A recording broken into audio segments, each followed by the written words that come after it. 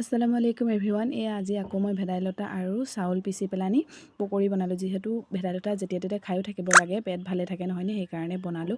আৰু দেখিছেনে, আহি পেলানি মই পটাপট বিচনাখন পাৰি ল'লোঁ, কাৰণ ছোৱালীজনীক স্কুললৈ নিবলগীয়া আছে।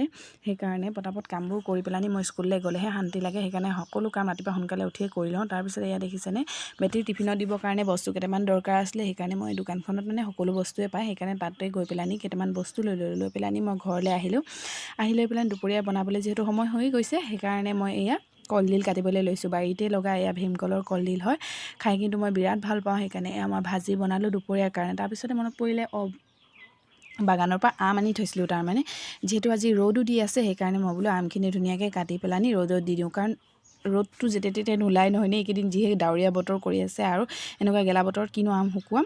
সেইকাৰণে আজি ৰ'দ দিছে যিহেতু একেবাৰে শুকুৱাই দিওঁ। নিমখত দি থোৱা নাছিলোঁ, সেইকাৰণে কাটিয়ে আৰু শুকুৱাই দিলোঁ। বাই।